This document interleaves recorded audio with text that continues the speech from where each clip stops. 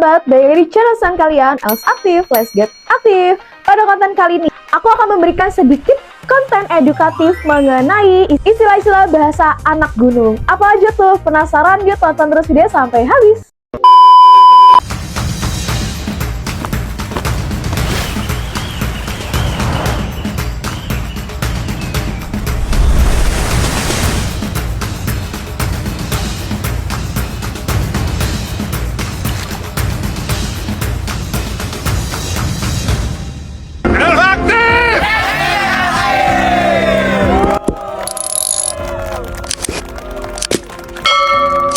Oke, jadi di konten kali ini aku akan membahas bahasa-bahasa anak gunung yang mungkin bagi pemula ya, atau misalnya yang belum pernah tahu sama sekali tentang camping, tektok, dan prerunning. Nanti kita bahas satu-satu, kita bahas juga ya pakai cuplikan video ataupun foto, dan untuk outfitnya. Yang pertama sobat, yang mau aku bahas adalah istilah tektok. Mungkin ada yang belum tahu kali ya, tapi kalau misalnya pemula atau memang yang belum pernah sama sekali untuk berkegiatan di alam.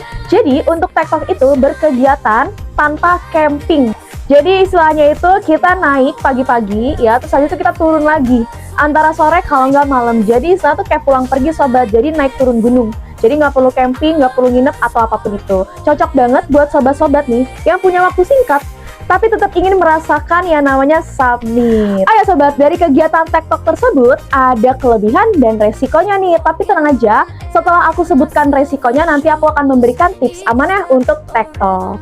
Oke sobat, kelebihan yang pertama, jadi sobat-sobat nggak perlu bawa tenda dan logistik yang banyak, yang berat. Jadi praktis banget ya, tinggal kalian bawa aja tas kecil untuk persiapan bawa logistik yang kalian butuhkan. Jadi nggak perlu bawa-bawa yang berat-berat, jadi benar-benar cukup bawa tas yang kecil aja. Yang kedua apa? Hemat waktu dan biaya. Kalian kalau misalnya cuma punya waktu sedikit, tetap mau naik gunung, bisa banget pakai tektok dan dia juga pastinya aman.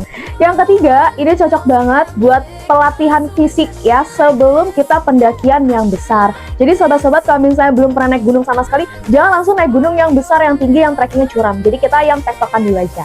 Kita lanjut ke resikonya. Resiko yang pertama, waktu sempit. Jadi kalau misalnya nih sobat-sobat terlambat sedikit ya, kalau misalnya mau turun, wah itu cuacanya kondisinya udah pasti gelap. Jadi agak susah juga ya kalau misalnya benar-benar baru pertama kali. Yang kedua, resiko kelelahannya pastinya lebih tinggi karena untuk naik dan turunnya kita menggunakan tempo yang cepat. Resiko yang ketiga, kita butuh banget yang namanya manajemen waktu dan persiapan fisik betul-betul yang matang. Karena itu kan memang naik dan turun ya, jadi udah naik terus langsung turun. Jadi memang kita fisiknya tuh harus benar-benar matang, kuat, dan sehat. Oke sobat, tenang aja nih, dari resiko untuk tektok, aku akan memberikan tips aman ya. Jadi kan nggak usah khawatir. Oke, kita ke tips aman yang pertama, yaitu start pagi banget. Apa tuh pagi banget? Jadi untuk naiknya kita harus dalam kondisi yang subuh ya, jadi lebih bagus juga, dan untuk waktunya juga lebih aman. Tips aman yang kedua ya, bawa headlamp.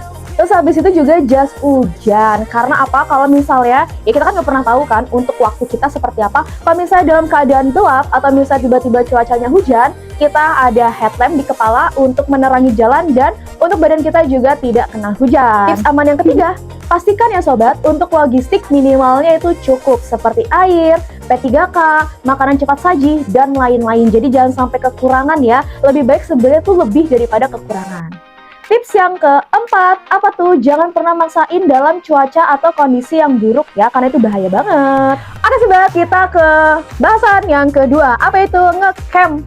Camping outdoor. Camping outdoor itu apa? Aktivitas bermalam ya, di ruang terbuka yang bisa kalian lakukan di gunung, di tepi sungai, di tepi danau, di tepi pantai, ataupun di bumi perkemahan wisata. Aku mau kasih tahu juga ya, apa tujuan atau manfaat dari camping itu. Sobat, kalian kalau misalnya belum pernah camping, cobain. Karena tujuannya dan manfaatnya ada loh. Yang pertama, healing dari rutinitas. Rutinitas apapun itu yang bikin kita sumpek, bosen ya. Kalian harus banget rasain namanya healing waktu camping.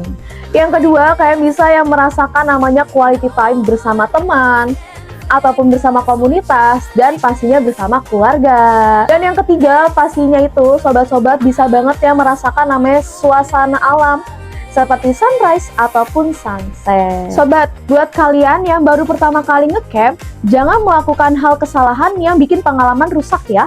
Contohnya seperti Nih, bawa perlengkapan asal-asalan tuh, itu jangan banget ya. Apalagi kalau misalnya tidak menyesuaikan dengan lokasi dan cuaca. Yang kedua sobat, jangan membuat api unggun sembarangan karena itu beresiko bisa membuat kebakaran.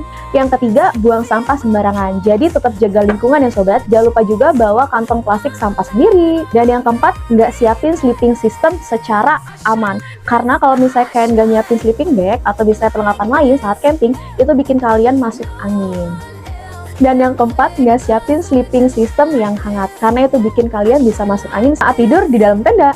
Tenang sobat, aku punya tips aman dan nyaman saat kalian mau camping. Yang pertama, cek perkiraan cuaca sebelum berangkat ya. Yang kedua, jika kalian mau bangun tenda, pilih yang aman dari longsor atau angin. Yang ketiga, gunakan tenda yang sesuai dengan kapasitas orang dan pastinya sesuai dengan cuaca. Dan yang keempat, apalagi kalau misalnya kalian camping di tempat yang dingin, jangan lupa ya, bawa jaket hangat dan bawa matras juga. Oke, kita ke pembahasan yang ketiga, trail running. Apa itu trail running?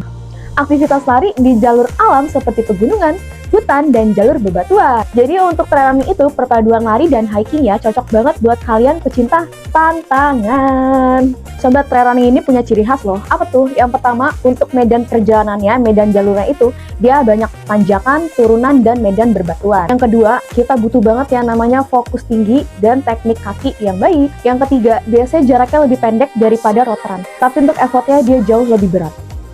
Oh ya, ada yang belum tahu kan? Jadi untuk trail running ini banyak banget loh manfaatnya. Kita bahas ya. Yang pertama, melatih otot kaki dan keseimbangan. Kedua, manfaatnya meningkatkan daya tahan tubuh dan mental. Yang keempat, menikmati pemandangan alam sambil olahraga. Jadi kalau misalnya kalian yang bosan olahraga di perkotaan, kalian boleh banget coba yang namanya trail running. Oke sobat, aku mau jelasin juga kesalahan umum dalam trail running ya. Salah pilih sepatu. Kalau kalian pakai sepatu running biasa, itu bahaya banget, bikin licin dan kepleset. Yang kedua, lupa bawa hidrasi cukup. Yang ketiga, overtraining. Jadi tidak ada istirahat yang cukup ataupun kurangnya pemanasan. Tapi tenang aja, aku punya tips amannya. Yang pertama, gunakan sepatu khusus untuk trail running. Yang kedua, jangan lari sendirian, apalagi kalau misalnya di jalur yang baru. Yang ketiga, gunakan pakaian yang quick dry. Yang keempat, bawa ataupun pakai tas khusus untuk trail running ya. Dan jangan lupa juga nih, bawa snack berenergi. Nah sobat, itu tips edukatif dari Els Aktif mengenai 3 bahasa ya, yang mungkin belum kita tahuin untuk yang mau naik gunung. Sobat-sobat, kalian mau coba yang mana dulu nih? Tenang aja, ini juga cocok kok buat pemula. Yang penting apa? Persiapan fisik, mental, dan lain-lain kita cukup ya. Sobat-sobat, butuh tips lainnya boleh banget nanti dibantu komen. Kita juga punya produk baru, pantengin terus ya untuk produk-produk baru kita, dan jangan lupa juga untuk langsung check out dan payment. Oke sobat, yang belum subscribe, bantu subscribe. Yang belum like, bantu like. Bantu share juga semuanya ya, banyak-banyak pokoknya share-nya biar semua pada tahu produk Els Aktif. Kita ketemu lagi di konten selanjutnya Els Aktif. Let's get aktif!